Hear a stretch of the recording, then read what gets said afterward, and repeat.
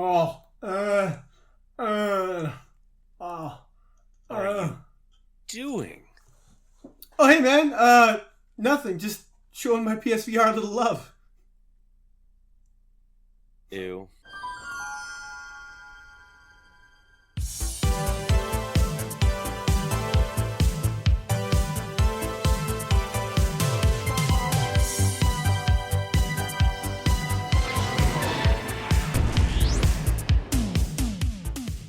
All right, after Ryan's awesome little PSVR kink, welcome to episode 8, guys.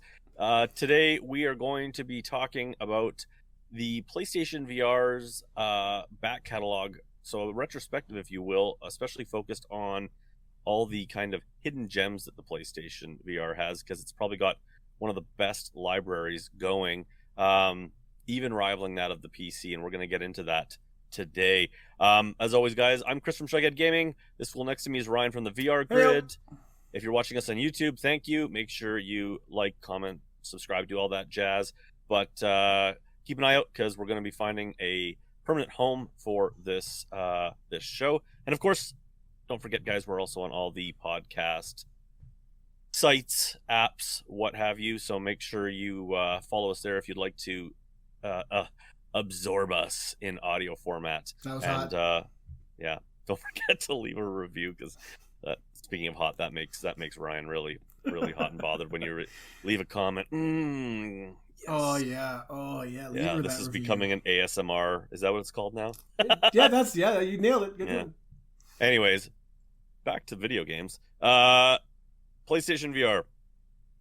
Let me set the stage here, Ryan. Keep talking.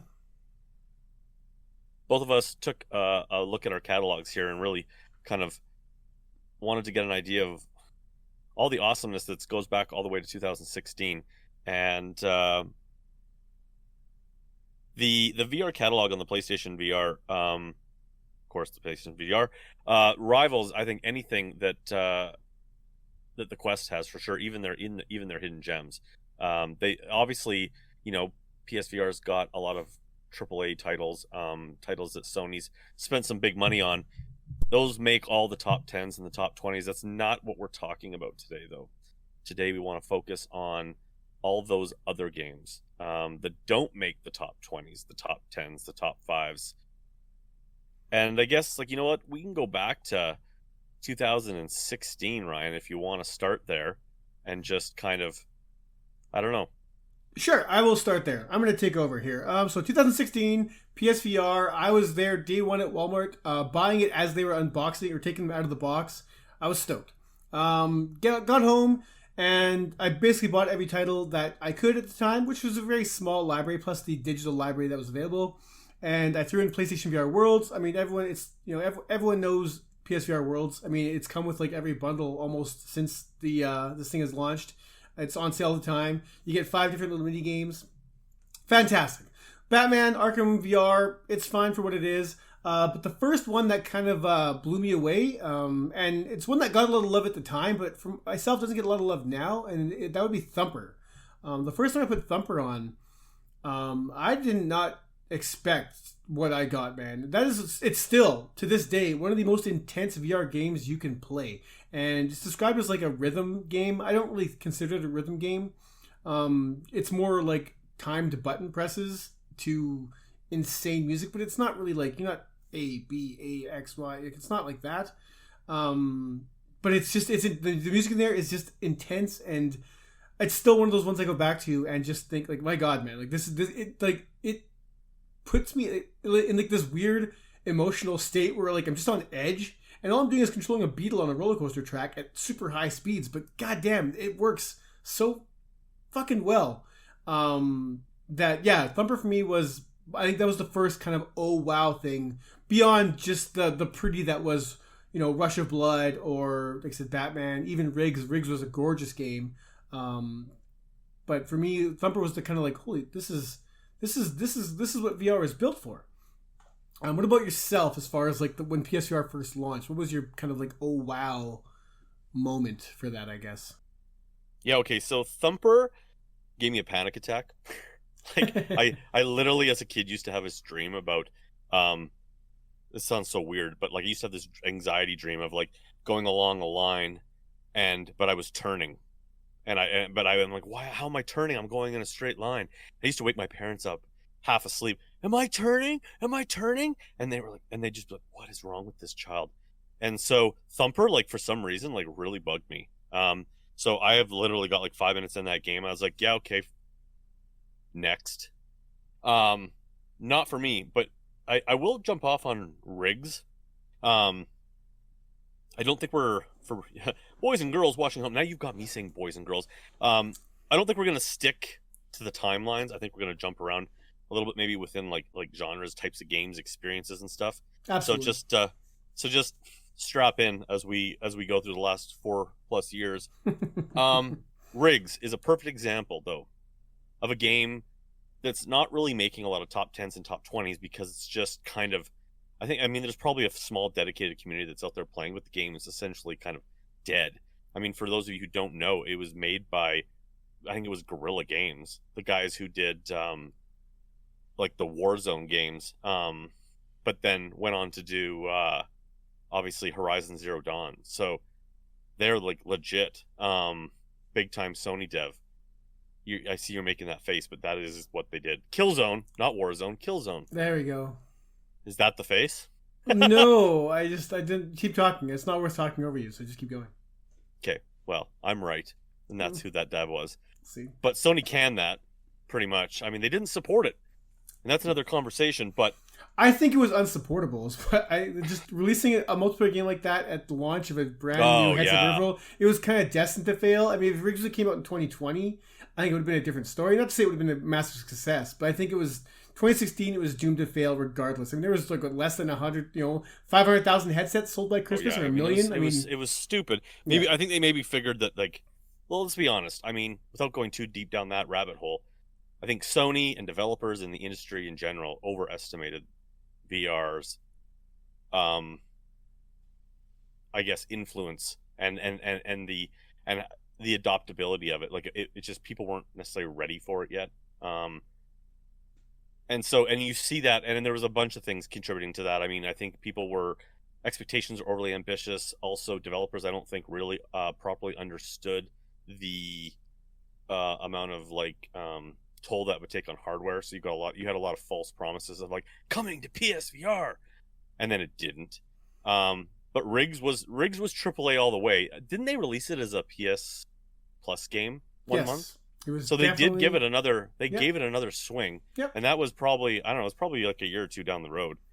But that really, my point is that there's a bunch of games in the Sony library that are like amazing games that just, for one reason or another, just didn't, whether it was the developer or whether it was just not finding a community or just not being pushed properly, or maybe some epic fail at launch. But you got games like Bout of Blood, Code 51, Space Junkies, Starblood Arena, Rigs, Tethered, Solus Project, Battlezone. Although Battlezone, I think, is a game that has kind of managed to continue to prove itself. That's a game that I don't think has really gone away. A lot of people are refining that game, but I still don't think it still never got the attention that it deserved. And all of those games, though, like, most Quest users would kill to have those games. I mean, those would make top 10s, at least top 20s in the Quest library. And I mean, I'm not shitting on the Quest. We love the Quest. But it just shows you the strength of Sony's library, that those are failures in many ways. Okay, yeah, I'll go with that. No, it's funny, like I say, going back to 2016, which was definitely a slow year for VR in general, even with the launch of PSVR. The games weren't really there for it. I mean, Rez won Best VR Game from the Game Awards, if that means anything. And by many other sites, it was the best VR game that year. I totally disagree with that. I don't think Rez is that great of a game. Especially you're not talking about Resident Evil 7. No, Rez Infinite. Sorry, Rez Infinite yeah. I don't think it warrants the attention it got for being such a great VR game. It's a perfectly fine VR game, but I don't think it's that great. Thumper was my game of the year that year. But talk about like games like Tethered and even like stuff like Drive Club. I mean, these are fully fleshed out VR games that honestly they still hold the test of time today, and they just no one talks about them, man. No one mentions them. When they're talking about like, oh, well, Drive Club does, but it's often not necessarily always favorably being mentioned. It's tough with Drive Club now because their servers got shut down last year, so it's kind of a dead game. It's not in the PlayStation Store anymore, so I kind of I don't begrudge that one too much. But even stuff like talking about Starblood Arena, which is another one that kind of met a demise it shouldn't have. I think it just released at a bad time, had a terrible launch. And just couldn't recuperate after that. And I think if it would have released in 2019 or 20, I think Starblood Arena could have been more of a success. I think it's just, like I said, you're battling a market that just wasn't there yet. And then, and they, those developers tried to make their game because they made it online only, even though it had a single player like campaign. But because they tied it to servers, when the servers got shut down, the game just died, and it sucks. It was probably one of the most quality games for the headset, and it sucks that no one can play anymore, like at all. Like you just no, you can't. There's no option. You just can't, and it's. Yeah, I know that was unfortunate. I mean, it's it sucks. We complain about not Beat Saber. Jesus Christ, Shug. Firewall 0 Hour. I wasn't even in the ballpark. Firewall 0 Hour having not having the dedicated servers and doing peer to peer. But then the downside to that is that you're also at the mercy of the server hosts. And if they decide to can the game, they can the game. I mean, I think, every game I mentioned there, just off the bat, I just very quickly, all those games I mentioned, I would say Bout of Blood was so launched good. I'll tell you the reasons I think all of them failed. Bout of Blood came out at the same day as Firewall 0 Hour. Yeah. Dead in the water. Code 51, Amazing Bones dropped by the dev. They did a couple of patches on it, and then there was just no support, and it didn't sell. Game could have. I think they ran out of money and just released it. They ran out of money. They pushed it out the door because you could see the fact that the tutorial was totally a single player campaign that got canned. Yeah, because they had the cinematics and everything in the beginning. Like it was like so that was a game I think they just ran out of money, which is too bad because the game could have been fucking awesome. I mean, it's still fun. The game is an absolute blast. Like I said, it's just there's no substance to it. Not enough content. Yeah, exactly. But I would still even in I think it was my Hidden Gems video that I did a couple years ago. I said if you can find friends to go play this game is still totally worth it. If it's still online, that's another video I want to do, and that is kind of what online games are still functioning in 2021. But Space Junkies, Ubisoft game, gorgeous. I think it's still one of the best multiplayer games in VR. Period. But Ubisoft. They did support the shit out of that, but they made a couple of epic mistakes out of the gate, and I just don't think they supported it properly. Starblood Arena, again, like you said, they made a lot of good moves to try to get the community behind it. I also think Starblood Arena had a lack of content. Really, I do feel like everything was there. The look, the promotion, the package, everything about that game was awesome. It was totally going for that kind of. The game's escaping me right now, but it was going for... No. The character shooter where you were playing a different character, Overwatch. It was totally going for an Overwatch meets Descent vibe, right? But I just don't think it had quite enough. But it's very similar to a Starblood or to Space Junkies again too. It was like everything was there, and it just couldn't seem to take off.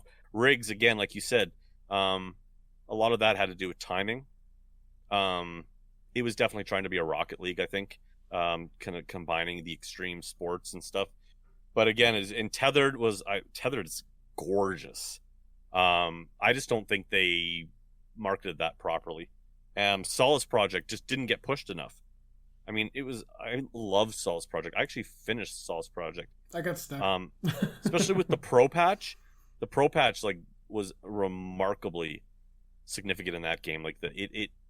The resolution jumped probably 40%. It was so significant, and it was an amazing game that I just don't think it wasn't even, and I don't think it did that well in flat because it was a flat game first. And this game was just in VR is where it really found itself. That first time you run into a tornado, man, holy moly! Oh man, I think it's ripping over your head. You're like, Jesus, holy fuck, this is madness! This tornado's this big cycle just ripping right beside you. You got to find shelter. But a lot of people were like, I mean, the game had some issues. I don't think it communicated its systems and its puzzle, because it was kind of a survival game with kind of an exploring survival light. Survival light adventure kind of game. And a lot of people, I don't think, understood what it was. But I remember getting compared to No Man's Sky a lot, which was really unfair. That's unfair. It's not that type of game. I mean, you could say it's a bit of a walking simulator because it wasn't a combat game, but you had this disc thrower that was like a teleport device. Plus, you had full locomotion, but it had like the survival aspects. You had to carry water and food and like light sources, and I just freaking love that game. It was the story in the world was so immersive. I've heard people like, well, what else is like Skyrim on the PlayStation VR? This is before No Man's, and it was like Solus Project. Like, holy shit! I would say Solus Project could actually make my list as the #1 hidden gem. That's insane. That's insane. I like Solus Project, but that's nutty. That's because you're dumb and you got stuck. No, I think that game isn't perfect. I ran into this problem with key finding where it was like, if you can miss keys, the whole thing's open world. So if you missed a key that you needed, you have no idea where you missed that key. So it became like this. I had to basically, I have to like retrace my steps through the entire game to find this thing I missed that I may or may not have. Like, it just got. I didn't have that problem, so I'm thinking it might be a Ryan problem. Could be. And Battlezone, I to be fair, I don't think actually Battlezone really belongs on this list of games, because I think Battlezone really did have a certain amount of success and it's kept going. It did. But I just don't feel like it ever got a fair shake still. Like, it's a pretty fucking awesome game, in VR specifically. Yeah, no, Battlezone kicks ass. I mean, I remember, and they patched a bunch after launch too. A lot of launch reviews might not reflect it so well, but they patched in a bunch of changes to make the multiplayer way more better and balanced as far as the co-op aspects of it. There's just certain limitations when the game launched that people are like, why do you do this? And they fixed it. Like, the game runs flawlessly now. If you can find other players to play through it, the campaign, it's a procedurally generated campaign, so you never play through the same thing twice. You still travel from like map to map to map to map. You'll still see the same maps, but the way it's organized is kind of it's randomized, and the boss is the same. I beat the boss with a team of English dudes way back in the day, and that was insane. Even stuff like Windlands. Windlands gets a lot of love. We never got the sequel. Windlands the first time I just swung like through the air at like, I don't know, like 100 miles per hour. You whip in that game, man. I was like, man, if you get motion sickness, this is gonna do it. But if you don't, this is the kind of shit VR was built for. Yeah. That freedom. I got the same thing out of Trackmania Turbo of all games. I know you said that. I had to mention that. It's a limited VR content, but what that game did was the first 3 levels you're playing in third person view, right? So you're just looking at your camera from above, or your car from above. It's all right. It's kind of fun. It's cool, whatever. Like, and then I get in the 3rd or 4th stage, all of a sudden the camera just, while you're playing, zooms in to like cockpit view. And like I said, if you got motion sickness, like, that alone might do it. But you go into that cockpit view because you start going over these massive jumps and like half pipes and these huge, ridiculous. If you guys play Trackmania, like, the courses are designed to be just insane. And doing those things in VR, nothing racing wise or vehicle wise has come close to what those little experiences did for me. I wish to God that game was like fully playable, like multiplayer. I would still play it daily. It tingles my VR spots in all the right places. Tickles, whatever. One of the ones that I think doesn't get a lot of love, maybe it's rose-colored glasses, is Theseus.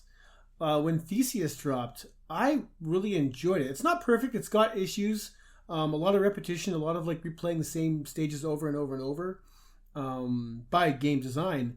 But I just thought, after playing that, I was like, this works, man. For me, it worked, and I couldn't see why they couldn't do like it's proof of concept as far as third person platformers go, third person adventure, like, talking Uncharted, Tomb Raider, even the old like Resident Evil style games. Like, Theseus was that, with the fixed camera where you basically playing as him. It wasn't always fixed; it was fixed most of the time as you try and navigate this maze. But I thought it worked wonderfully. I thought it looked gorgeous, and that's one of those ones that I think people, I don't know, a lot of people don't agree with me on this one. I loved that game when it dropped.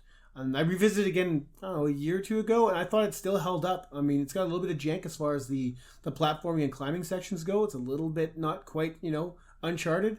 But I thought it worked wonderfully. I didn't add it to my list, but I'm glad you mentioned it because I actually think it does play on a little bit about what I was just talking about. Like, I don't think it's in the league of those games I just mentioned, because those games I think are games that like didn't take off and had like everything in place to have taken off and been like something like legit to still have stood the test of time. Theseus to me is a perfect example of a game that had probably a lot of money spent very quickly. Like, it feels like a game. It had like one level, like the caves and everything, really well kind of like fleshed out, because there was like, I mean, yeah, the game could be visually stunning, especially in the beginning when you were like walking through like the blood. Oh, so good. Right? I mean, like, it's gorgeous. Like flat game quality. I mean, obviously with the lower res, but it was gorgeous.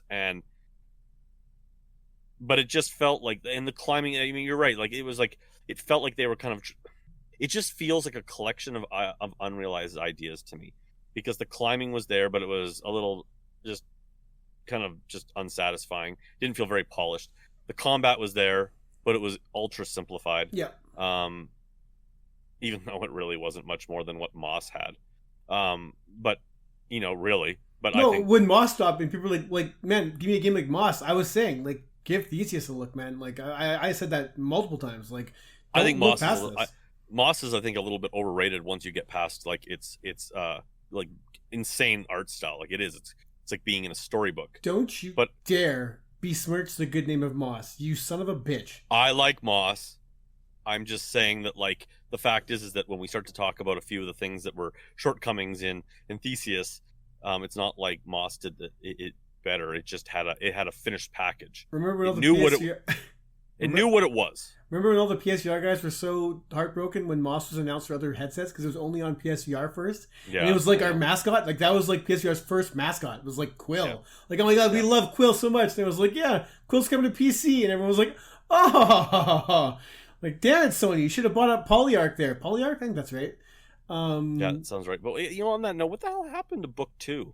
They're working on it. Buzz around that. They're working on it. I mean, I know Moss. There's no way in the world they lost money on Moss. So, I mean, that studio is probably. I think they're working on two different titles. I want to say, if I'm remembering my facts right, but they haven't said what. I think they said obviously Book 2 and something else. But I mean, they've been quiet. I mean, who knows? I mean, like, Moss had some amazing ideas with the way you interacted with him, and like the way like the one moment where you could pick him up and you could feel the heartbeat in the Move controller and stuff. Moss. Her. Quill. Was it really? Oh my god. I always thought it was a dude. Oh my god. Anyways. This is embarrassing right now. You're embarrassing me right now. On a podcast, no less. About VR. Moss is gender fluid. Anyways, if that was an ugly game, it wouldn't have gotten the attention that it did. Yeah, no, that's what I'm talking about. Totally about. Agree. Yeah, I'll agree with that. But speaking of hidden gems that are ugly, I want to talk about Corix. I love Corix. Look, Corix isn't a bad game. I'm not going to say Corix is a bad game. But to sit there and say, like, Corix is some kind of amazing hidden gem, the only reason why it's a hidden gem is because no other game has done what Corix has done in 4 years, which is insane. So yeah, Corix wins because no one else is in the same playing, or in the same league as them, because they're the only ones playing. Go. You tell me why Corix is good. Okay. You're right. There's not a lot. There's not really a lot of RTSs out there. I would say Final Assault started to scratch that itch. Oh, it kills that game anyways. Final Assault. And I would say Final Assault and Final Assault would also make my list of kind of hidden gems, though. I think, and it did make my list actually. But Corix to me was just it was in that era where it was like the first 6 months launch, where it was like we were kind of desperate for titles. And I think now it might have gotten lost if it happened now, if it came out now. But I loved Corix. I do like a good RTS game. That's one thing that I'm kind of maybe I'm a bit of a sucker for that. But it wasn't really RTS-y. It still felt like like it was more castle tower defense than RTS. Like, well, it was, but it was. I mean, but okay. I actually looked this up one day, and like tower defense. I can't remember which way. I can't remember if it's one way or the other, but I'm pretty sure it is. Tower defense is actually considered a subgenre of real-time strategy. It makes sense. So they're kind of one and the same. And I mean, yeah, but it wasn't just tower. Same. Okay. Modern rock is like classic rock. It's still one came from the other, right? Oh, do you know how old I felt when like bands like Big Wreck and like all the bands we grew up with in the 90s are now being played on the classic rock station where we come from. I was like, oh no. But anyways, I digress. The thing about Corix that I love so much was, okay, first of all, it's not just tower defense because you could manage all your own like units, whether it was like your little minions or land vehicles or air vehicles, you could launch nukes and stuff. What I loved with that game, the hook got me in, was that you had to like basically secure resources to be able to. I mean, it totally was Command and Conquer light in the Tron world. Okay. Because you had to secure resources and get them back to your base so you could build your units, but then you had to like keep an eye on where you were gonna move to secure the next set of resources. And if you ever played that online with like 3 other guys, it got insane. Oh, I got smoked every time. So did I. But like, I just got really into this. I loved the game loop of just like trying to like progress and defend, and like when to attack, and when you could spend too many resources building up. But in VR, the reason I loved it in VR, because I would play that in flat, was just the ability to look at the whole board. Like, and you could see your other buddy like looking down at the board too. But like, you could get these like 3-dimensional boards, right? Where you could see like all the different like roads going up and down into the different stages, and you could like move around this giant 3D play space as you were like watching things come at you. And I don't know, I found it incredibly immersive. Yeah, no, it sounds like Final Assault, but worse. I like it more than Final Assault. I don't. I do. Visually, it's not there, of course. But I just felt that there was something about that game loop. I get it. I'm being negative just for negative's sake, but Corix was definitely solid when it came out. Fun fact, though. Corix was made by a single guy that was part of, I guess, back when the PSVR was like being developed and like getting ready to be pushed. Sony actually had like a couple of like they had like a competition, I think, for people to create VR games. They had like an open submit your demos or your betas to us. They wanted to see if they could find new talent, and they basically saw Corix running, and it was like they were like, I guess, thought it could be awesome. And this one guy, I saw an interview with him, and Sony actually approached him and said, "What do you need to get this ready, done?" And he basically said, well, like, like X number of dollars and like another guy. And they basically just like made that happen.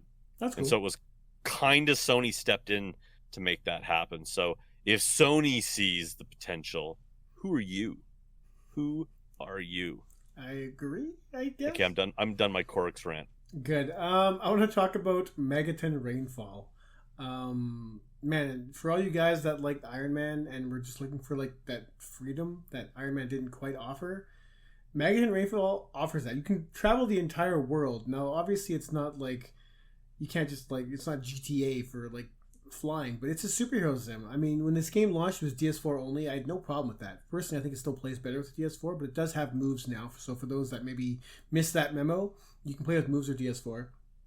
But it to me was like it was a Superman simulator, but it worked so good. I mean, it went with the trope of like basically you're invincible, but the cities you're protecting the world from an alien invasion, and so if enough destruction was wrought upon the city, you lost. So the city was like your life.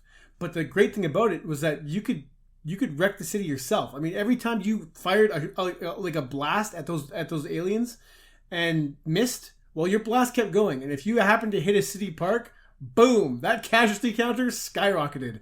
You had your Megaton attack, this massive nuclear blast. You connected, awesome. It was great. If you missed with that thing, you instantly lost the game because you literally nuked like the planet or like a city. The fact you could basically free roam the entire universe, there was a few Easter eggs in there, but it was relatively barren, unfortunately. but just the ability to fly anywhere and do anything like as Superman was awesome. And I actually really dug the story as well. I thought it was just a super slick comic booky game that, like I said, if you liked Iron Man, I highly recommend you pick up Megaton Rainfall. Once again, that was a one dev game, and it blows my mind that when one guy can put together something so mind blowing. Yeah, I didn't love Megaton. Some people did. No, it definitely has, and I do feel like that's probably a pretty divisive game. Throwback. And if you don't get that joke, guys, you're not watching enough episodes. But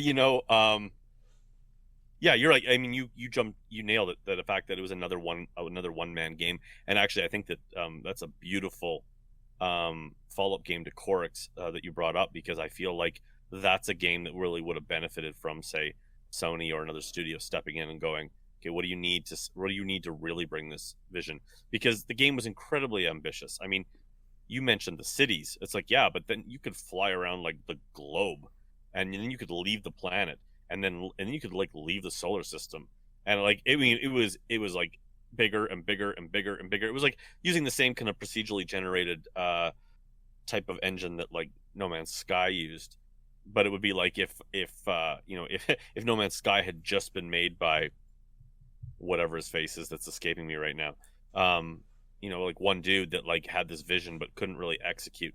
My other problem with Megaton,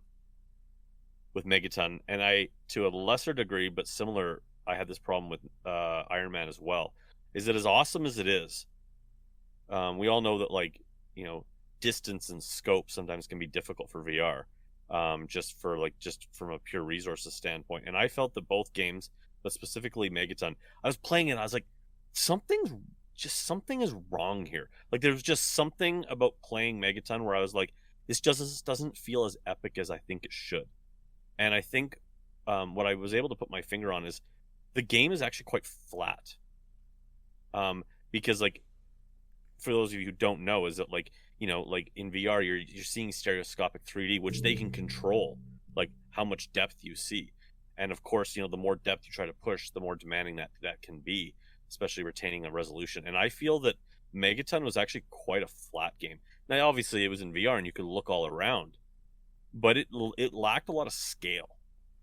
No, the world was flat. I definitely. Iron Man has that feeling too. You don't necessarily always feel, depending on the level. Like the opening level was a good example of it being awesome, but there were times where it just didn't feel as grand as you didn't feel as high. Things didn't feel as big as they should have, and so the scale was missing a little bit. And I think sometimes that was just because to make it run, they had to pull back some of the 3D push. Yeah, no, I agree. I mean, I remember diving into the oceans and stuff, and the oceans are just barely deep at all. Like, and they said the mountains once again. There was definitely a scale issue. I'm not sure issue is the right word. But I definitely know what you're talking about. I just could easily look past it because I love the gameplay. I love that. I mean, every enemy, every alien had like a red dot you had to hit. It was just like a super like what 70s, 80s. Oh, it's super. But it works so well, man. And every time you miss, like you'd fire this blast, and then this thing would like register and like scoot out of the way. Boom! A building's been destroyed. Yeah. Like, no! Like you're the worst. And I liked how ever. I like how it was like the generic, like as soon as you started causing chaos, even though there was like no like life on the streets, you could hear like oh, it's so good. The screams. Things exploding and people screaming.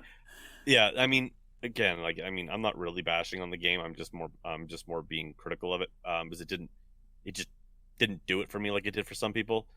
But that was my game of the year. That was my game of the year that year. I love that. Wow. I love that game. But again, love it. I still love it. But that's the whole point, I think, of this hour, is the fact that like there's such a depth to the content on the PSVR that there's like, games made by one guy that were like for some people are just epic. For you it's that. For me it's like Solus Project. And I mean, even the fact that I think we're running so hot and cold on each other's kind of favorites is just cool. No, I agree. Especially considering you and I agree on many games. For us to be kind of like coming at it from different angles is just very cool. We've mentioned that one of my other games of the year, Dan, I guess number 2 for 2018 was Table of Tales. As a D&D kid, Table Yep. of Tales, man, did that.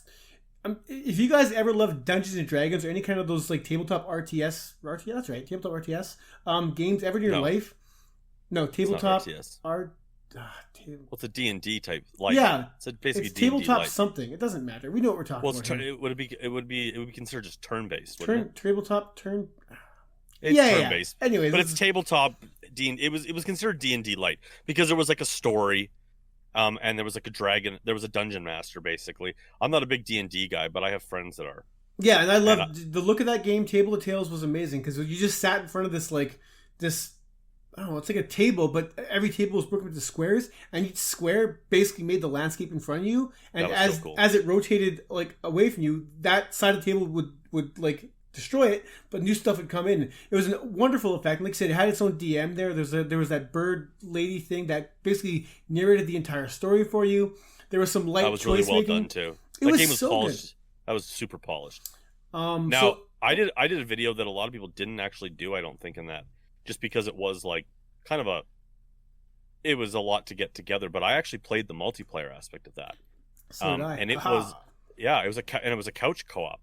Like we actually had like I had like 3 other friends that all had like controllers, and I played the dungeon master.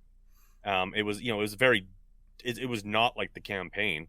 It was very much like. Oh, there's a couple of games out there. Board games. I'm not a board game guy, but one of them was there was a game called Munchkin Quest, and Munchkins is a famous card based like game, but the Munchkin Quest had a table top version of it where you had like basically a dungeon board, and you had to like charge into rooms, and when you moved into a room, you didn't know what you were necessarily going to see, but there was a dungeon master who could kind of manipulate the board. And that's very much what the multiplayer was like. And Table Tales was awesome. Oh, so polished. Fun fact: the developer who made that game actually makes like those types of like they make. Oh, man, I can't forget what it is now. But they like they're like a tabletop game maker. They make like I think they make like D&D like campaigns and stuff. That's Like cool. that's what they do. They're not actually a video game maker per se. But it also came out around the same time as Skyworld, which I loved, which was made by Vertigo Games from Arizona Sunshine. At least it was published by them. Published by And them. Yeah. and that was another awesome. That was like, and I actually liked that more. Table Tales was gorgeous and polished, but I thought that Skyworld had a more satisfying single player component to it because it was like a combination of turn-based and real-time strategy in the fact that like you take turns on this circular board that you could turn around in VR too, right? And it's to kind of see where things are going, and you'd move around the map to like take on certain like take over resource areas or take on the enemies. You basically like, okay, and now we're into combat, almost like a bit of a like a turn-based RPG. But at the same time, you were managing all your town's resources like almost like a sim game. And then when you got into combat, it became a real-time strategy game where you were like throwing down like your cards, but you were basically throwing down units onto the table and in real time in combat with your enemy. I just loved that game.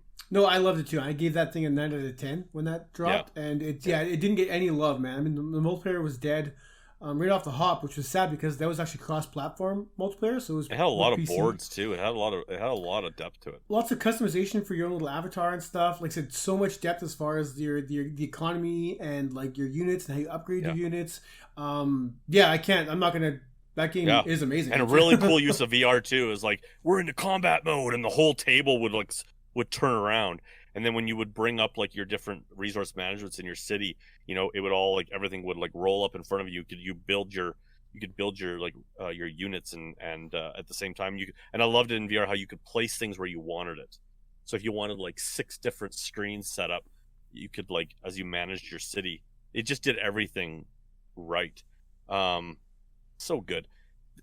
I think PC got Skyworld something or other. They got like a sequel to it. It was Yeah, a game no, it's a game that focused on the combat side, right? yeah, it's not nearly. It basically felt like a mobile game, only in VR, and it was just the combat. They added a bunch more options, but it still felt like that base combat. It didn't really hold much interest. I really enjoyed the RTS side of things. I'm really screwing up there, but yeah, the whole building your base and expanding your rule over this kingdom. I really dug that part of it, and they basically took all that out of it and made a cheapy version of their game, which I know didn't do much totally. For me. We've talked about Detached a bunch of times on this thing, so we're not going to go too much. But I love Detached. If you want like Sim 0G, like flying around an asteroid field, nothing comes close. Nothing has ever done as good a job as Detached.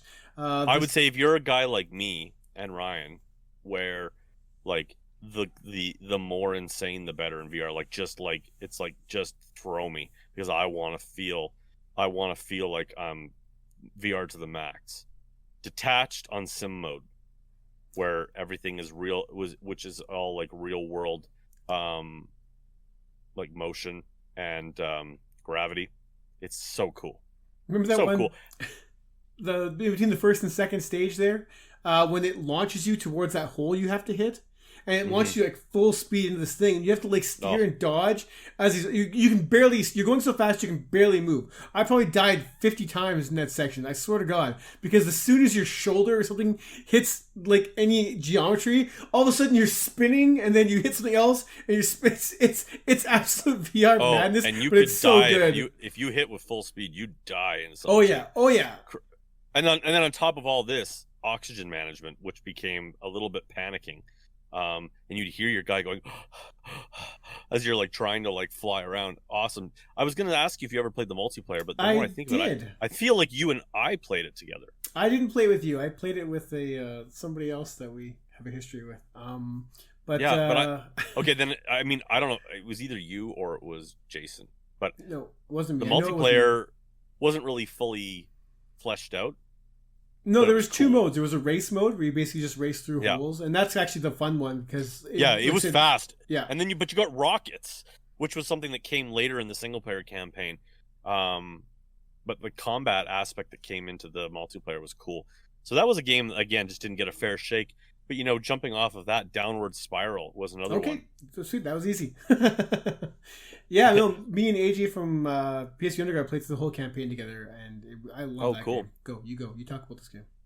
Yeah, I mean, I just thought it was a very cool game. I mean, I always feel like it paled a little bit in comparison to Detached, but very different game. I would say that for people who hadn't played it but might have played on the Quest or PC other games, it reminded me quite a bit of Echo Arena. Yeah, that type of movement where you would grab parts of like the walls and the roof and like basically because you're in a space station and you're in 0G, can basically throwing yourself. There's like the ISS station mini game kind of experience on the Quest, which is also freaking unbelievable. I don't know if you ever tried that. Nope. You're on the actual International Space Station. Very similar mechanics, especially when you turn the comfort features off. It's sick, and you can literally go to the airlock and like leave the ship, and like the way they did the Earth and the feeling of depth, unbelievable. And that's the ISS game. But the reason I mention it is just because Downward Spiral is a very similar experience for anyone who might have tried that in the ISS experience on the Quest and like wanted a game, like wanted more. Because Downward Spiral had moments where you would end up like leaving the space station. Oh, those are gorgeous. Those are amazing. And having to like, I remember the one moment was like, depending on what kind of movement systems you had like found at that point. I mean, I think all I had was the tether. Yeah. And so you could only tether so far away. And I remember I pushed off the space station and I was like, knew where I was going. I was like, and I had like a moment of like panic, like that experience of like that you would almost feel in Gravity, the movie Gravity, where you would like, where I was like, I'm free floating in space and I don't know if I can get back. And I was like, kind of like just floating. I was like, oh my God. And I was like, just was able to get my grapple on the other wing there. And I was like, oh my God. Very cool. No, I said it's got 2-player co-op for the entire campaign. And it also has multiplayer mode, which I never got a chance to play because no one ever played it. I did. afterthought. Like it felt like Detached, except it was more arena based because it was always inside, and it was in some of like the bigger areas. You know, I've never really seen zero G. That's not true. I was gonna say I've never seen zero G combat stuff really done properly. There's been some flat games that have done that, almost like Call of Duty and zero G, and they've always been like really cool but gimmicky to me. Although the exception of that in VR is I thought Space Junkies kind of nailed that. But as far as that real world combat, a real world zero G kind of thing, it ends up becoming like this like slow motion, like I'm gonna get you when we line up eventually. So it didn't really do that. Even if you want to, just to finish it off here, you can play through the campaign with no combat or full on like fighting nonstop robot combat. They put a lot of options in there. So for the campaign, it was one of the most enjoyable VR experiences in my entire VR life. Like, I mean, I really thoroughly enjoyed playing through that game with a buddy, and like you said, it was just all this debris floating in space was wild. Yeah. Like, there was a lot of stuff happening on your screen at any given time, and it's a gorgeous game. I highly recommend that one. I wished it had I wish it gotten a pro mode for resolution. I felt it could have been bumped up a touch. I felt that the levels lack variety. Like after a while, it's kind of like, okay, this is kind of the same thing all the time. I can see how much better it would have been a multiplayer. That would have been that little bit of extra bit of liveliness that it would have just been fun to play together. But when you're on your own and you had maybe a little bit too much time to kind of just like take it in, eventually I was kind of like, okay, I was getting a little bit old, like very recycled areas. Like I'm like, I don't even know if I've been here before. It looks the same. But anyways, we're not in here to review these games. I'm just saying, like, that was a cool game. It was cool. I mean, but it's another perfect example of a game that just like, if you didn't pay attention, it was gone. Like it came out and it was gone. Yeah. You'd never know. It was a flat game too, that had VR as an option. Yeah, did you mention Stardust Odyssey yet? I can't remember if you mentioned that or not. No, but that's a really cool. Same thing. But me and you both love that game, and once again, that had a flat version. No. Oh, okay. I thought you were saying that. No, I'm just saying. I said me and you love that game, and that disappeared so quick. No one talked about it right after launch, and the trailer was gorgeous. I remember the first time we saw a trailer was during one of the state of plays, and they just threw in like 5 seconds of footage in like a montage trailer. This is after the VR state of play when everyone like overreacted because it was too much VR. And they just threw in like just brief footage. Just like, what the hell is this game? It's a wonderful stealth game, cleverly disguised as you just flying a ship through this massive fleet of other ships trying to avoid these bots. But it's awesome. It's one of the best stealth games you can get in VR. Which is funny. I would never have described it as a stealth game. It's a stealth game. But you're not. Well, you have to avoid those robots, and otherwise you get into combat situations which you might not be able to handle. I mean, the combat gets tough in there, man. Especially because you can upgrade your ship and stuff, right? If I'm mixing things up. Oh no, you could. Well, you did. You eventually got like different like gems and power ups. And you could choose so many that you decided that you wanted to like. That you could launch basically. When you got into the further levels though, like I played with Jason and he played I think with Jason too. That's funny. I think he'd played with GC before that, and so he had a lot more experience, so we kind of like we pushed forward pretty quick and getting in. I would say that the stealth aspects do start to pull away as you start to get into combat situations that are just like brutal. Like you get into parts where all those ships start getting shield devices and they got like massive laser blasts coming at you. But that's a game great in single player, amazing in multiplayer. I mean, that was the type of game to have a buddy next to you. Yeah, absolutely. In your ship together, just so good, so polished. Totally. I'm glad you brought that up. I didn't actually write that down. Total hidden gem. But I don't know if I'd play it unless I was with a buddy. Yeah, no, it's a way better game with a friend. Like that's when it's definitely much improved. I mean, I know every game with a friend's better, but this is one of the ones where the entire experience overall, because it's easier. You have to micromanage your ship while flying, while using combat, while using abilities, and having a second person there to help with that, it alleviates a lot of the stress that game can cause.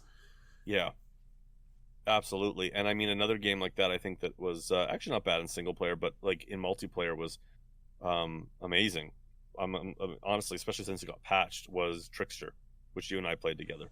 It's on my list. Trickster's amazing, and once again, this thing came out. It came out kind of crappy because when it came out, it launched without multiplayer, and it's a fun game by yourself, but it's meant to be played with friends. And they 6 months after saying it was impossible, they couldn't patch it. All of a sudden, a patch just dropped. They're like, "Oh yeah, we did it. We got it in there." And I think obviously because the launch had passed, any hype for that game had died. And not everyone follows up on social media feeds and like to see what the state of a game that you said was never going to happen all of a sudden gets this update. So I think it never really got a fair shake. One, because it just shouldn't have launched without multiplayer, and two, when it got it, no one cared. And me and you played it together. I think we streamed it, and had absolute blast. It's so fun. It's just a brawler. It's got some fun physics. It's not like a full-on, it's not Swordsman VR or like Blade and Sorcery level of physics, but like when you impact with their shields and stuff, you can feel it. They react. There's just that presence in the world that just adds so much to VR when you're not just swinging through guys, right? And I love that. Yeah, that's the first thing I do in games. Like if I'm in a combat game, especially if it's melee, the first thing I do is like clang things together. Yeah, just to so see do if I. They're gonna make contact. I'm always just when your blades just pass through each other and nothing happens. You're like, oh. But yeah, Trickster VR. I'm diving into some lists here up ahead. One of my lists here is best like co-op games out there, and Trickster's high on that list, man.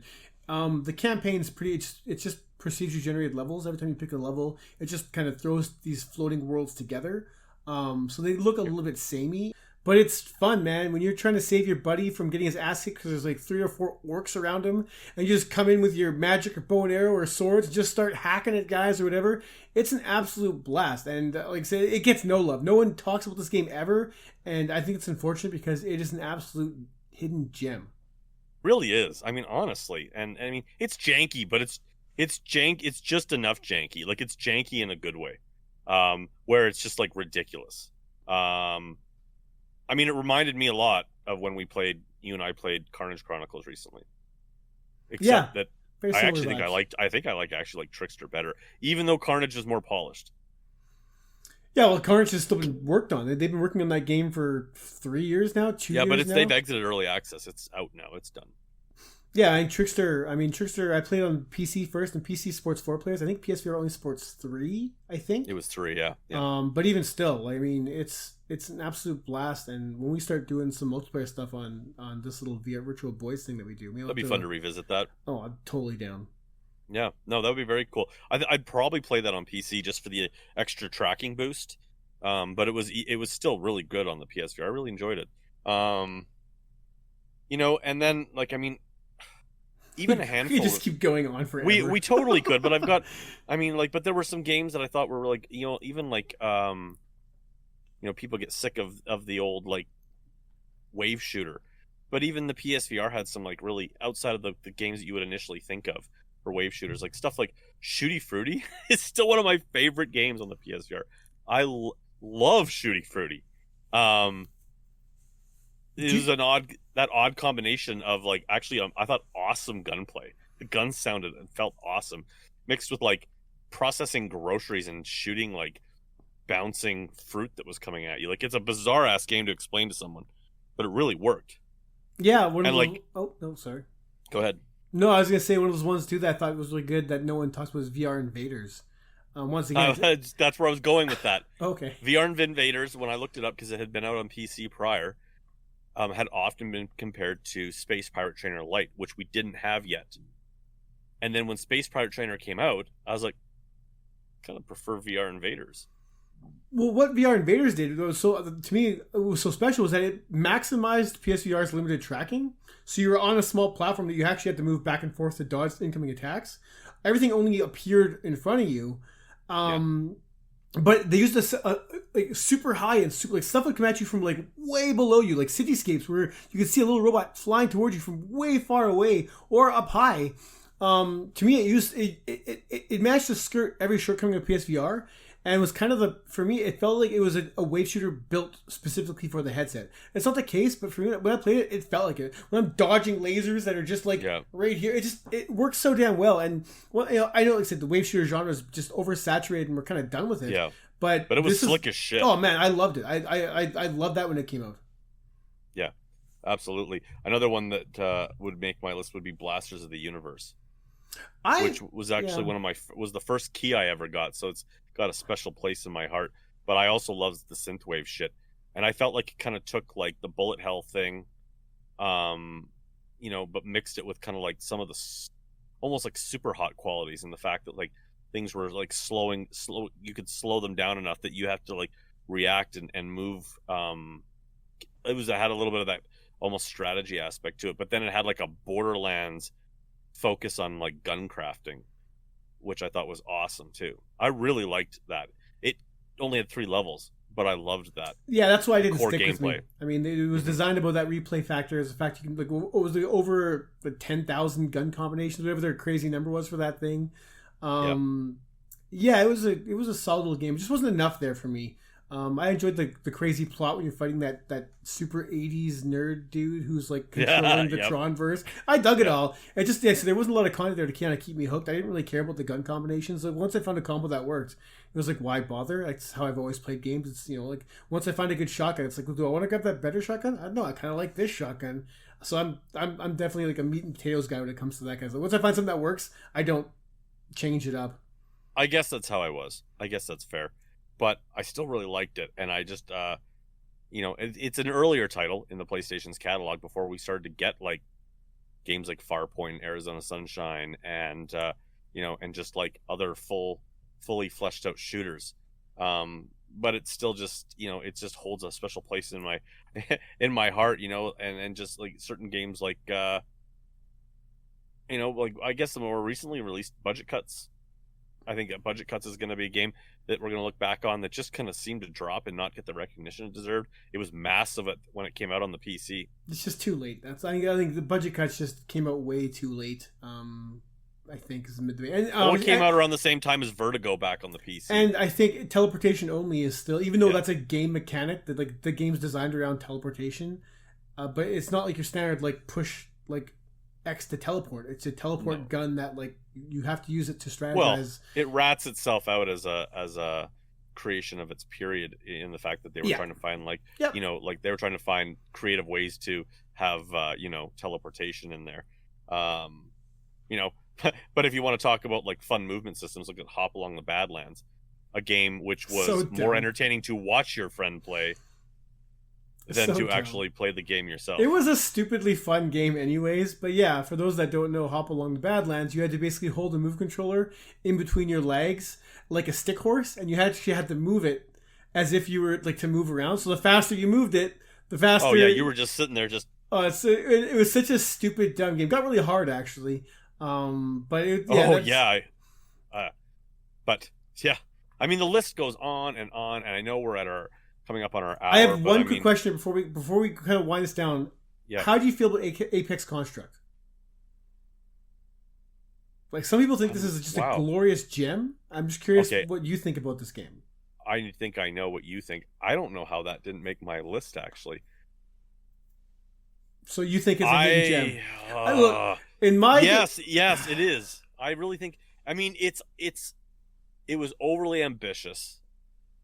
And for that reason, it felt like it was maybe a little half baked. I mean, it had some kind of like whispers of gameplay that felt reminiscent of like Horizon Zero Dawn, with some of the robot design and the focus on the archery aspect. Yeah, and the whole Metroidvania at the level design and stuff as well. You know what? But it came out in a time period, especially on PSVR, where it was like pretty awesome. It got love at launch, and I was not one of those people. No, but I liked it. Look, I would love to say I like this game. I haven't dove back into it since my initial review, because I sort of got if that game had bugs, and I had managed to experience I think every single one of them, so that ruined my like game. I had to quit the game twice because I hit game breaking bugs multiple times, and these are bugs that no one else hit. No one else ran into them, and I was in contact with Andreas there, and he was helping me out there and giving me guides, and I managed to find like a workaround for one of their game breaking bugs at the end. But it's just this constant fighting of the game that just ruined it for me. So it's one of those ones that I think I want to love, but I just it's like PTSD where I flash back to just like fighting busted game, and they said they've patched it a ton since then. It's out on the Quest. It's available on every headset under the sun. By all accounts, people do love this game. That's why I had to ask how what you thought of it, because it's one of those that gets a lot of love that I just like I said I flash back to just fighting so much in that game. It ran out of ideas a little bit, I felt, for what it was trying to do. I felt that the PSVR moves let it down a little bit. Sometimes I was fighting the tracking with the bow mechanics, and and not having analog sticks sucked. But I still enjoyed it at the time. I never beat it because I thought like it ran out of ideas.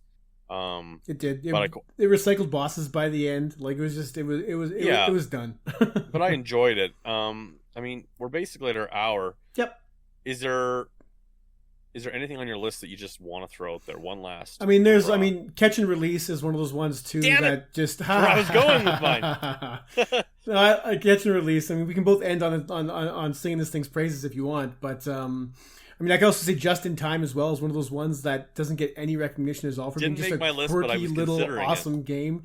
You basically, a superhero has to go back in time and like save people in a variety of insane circumstances using slow motion or whatever else. You can deflect bullets and stuff.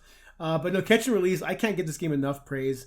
You know what Just in Time reminds me of now? Because it's funny that like when I first played that, I don't think this movie had come out yet. But now that I look back on it, Just in Time felt very much like it had taken the gameplay mechanics from what we saw with was it Quicksilver in the X-Men movies? Oh, totally, totally. Where he would like pause it and then he'd just go around messing with everything, knowing that when time resumed, I guess from our perspective, people would be punching themselves and getting shot, and like that's how you would do it. You'd be like, okay, things are slowly moving, and you tried to like basically strategize the chaos. That is the best description of that game ever. Yeah, Quicksilver from the X-Men films. This is literally that game where each level is only a few seconds long, but you're traveling faster than most things. So everything's down to like a super slow crawl, and like I said, you're grabbing guns and deflecting bullets, all trying to save one random person or whatever, and it gets chaotic and fun. No, that's the graphics are super weak, but it's Minecraft graphics basically. Very much, yeah. But yeah, totally gameplay awesome. Yeah, no, and Catch and Release is it's still my favorite fishing game. I literally at the end, if I had a stressful day, there were times where I actually did put on my headset. I'd bring up Spotify, and I'd put on like something like some chill music, and I would literally sit out on the lake, and that's why I loved it, because I remember saying that like lots of fishing games have nailed fishing. Catch and Release nailed the feeling of fishing out on the open water, like just being able to like row yourself to that one spot in the water and then just cast off with the radio on the boat playing and stuff. Like it was like legitimately relaxing. I love Catch and Release. So do I. And the list goes on and on. I could talk about Psychonauts and Preda Vendetta. I like Radial G. I think it's I didn't put it on here, but still think it's worthwhile. Yeah. Wipeout's a better game in every single way, except that Radial G is fucking hardcore. Dude, to the top, Rush VR. I mean, I have both of those as well. Spark is on here. Like Static doesn't get much love anymore. Spark's another game that like I don't even know if there's a community for that, but that game was sick. That was made by the Eve Valkyrie guys, CCP, before they checked out. Yep. Transpose. As far as I'm not a puzzle game on my list, guy, but Transpose was. Dude, that's mind bending. Yeah, the idea that you could like do something, and then and basically like replicate yourself, and then go. It's a multiplayer puzzler with only yourself. If that makes any sense at all. Yeah, you could throw a ball, but then reset the timeline, and then put yourself, and then you'd catch the ball. I mean, that's a very simple breakdown of it. But you would have to get a platform to come to you, but you would have to be the one that activated that platform. And so all of a sudden you'd be activating a platform that getting on a platform that you activated, then throwing a ball to yourself. It's wild. It's a wild game. And that's the kind of creativity that I think we both that we gravitate towards when it comes to VR as well, when it's done properly. And yeah, the list goes on and on and on. What about something like Preda Vendetta? A game that, again, maybe a little undercooked, but just They patched it a bit after launch too to kind of speed up their grind. But once again, yeah, if you're looking for like a Diablo style game in VR, Preda's the only one that's out there and it's not bad by any stretch. I know I'm just saying, like, when you have games that are just like that, where you're just like, well, we're just sitting here, oh yeah, well, that one and that one and that one.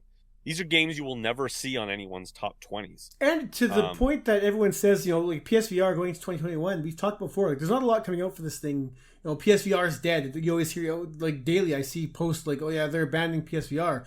Dude, if you got a PSVR for the last 2 years, you're missing out on like 3 years worth of games that you need to catch up on. And that the backlog in the library in this thing, we talked for an hour and we just brushed over some of the titles that people don't talk about. You factor in those bigger titles too, like PSVR. There's just so much VR goodness in this headset. Like if they stop releasing games for this thing tomorrow, there's still an ample backlog of games that I guarantee most of you haven't even played through or forgot even existed. Yeah. Yeah, totally. I would say that PSVR has more hidden gems than the Quest has in its entire library. Oh yeah. That's easy enough to say right now. Hopefully that changes for the Quest, but right now, yeah, by far. Of course it is. And it's not a shot against the Quest at all. It's more just the fact that, like, we talk about this being kind of a veteran headset, and it's like, this is just what happens when you have a headset that's coming up on 5 years, and you've got a company like Sony who is also pretty picky in how they curate their games that come to the headset, and also when you have Sony, a game maker that has also put out some insane titles of their, like, that they spent the money on, and those kind of clutter up the top 10s and the top 20s, you then forget about all the others. And I think that was kind of the whole point of this conversation. I mean, we could literally have a part 2 of this easily. Stay tuned, boys and girls. Yeah, there you go. Boys and girls. I had to say it. On that note, guys, I think we'll call that episode 8, unless you've got some burning game you need to throw out there. No. We've covered everything I want to cover. Well, we haven't covered everything. No, as I say, there's a part 2. We just promised a part 2, so I'm good. There we go. If you guys enjoy this, let us know. We'll do one on Quest. We could definitely take a deep dive in that, and especially on the PC, which the PC's another one. I mean, there's a lot of trash and a lot of shovelware, because of the non-curated aspect of it. But again, there's some insane games in there that just don't get talked about. So on that note, guys, episode 8. Let us know if there's some games that we didn't talk about that you want to throw out there, because people in the comments are going to probably start reading this to just find new games. So feel free to fire off there. Like, comment, follow. You guys know the jam. Again, don't forget to check us out on podcasts if you want to hear us instead of watching us, which I totally don't blame you for. Yeah. I'm Chris from Shughead Gaming. This is Ryan. Of course, you can find us on our respective YouTube channels. Where can they else they find you? That was horrible English. Where can they else they find you? Yeah, like I said, the VR Grid on YouTube, at the VR Grid on social media, and of course I run the VRGrid.com, where I publish all my reviews in written form for those of you that like to save a bit of bandwidth. Other than that, like I said, I got nothing to pump, so I'm getting pretty stoked for episode 10 for this thing. We're not going to spoil anything just yet, guys. Hopefully it's episode 10, we'll see. But big changes are happening to this podcast, and they're going to be good changes for you listeners and viewers as well. Yeah, episode 10 is either going to have a really awesome guest, or we're going to be promoting episode 11. it's one of the other. It's either we get the guest, or it's naked time on the Virtual Boys. Don't unsubscribe, please. Don't unsubscribe. I'm going to make it with my headset again for a whole hour. Anyways, people have seen a little bit too much of my body in the last week, so that I agree. will get us. Yeah. All right, on that note, everyone, thanks a lot, and we'll catch you on episode 9. Later, all.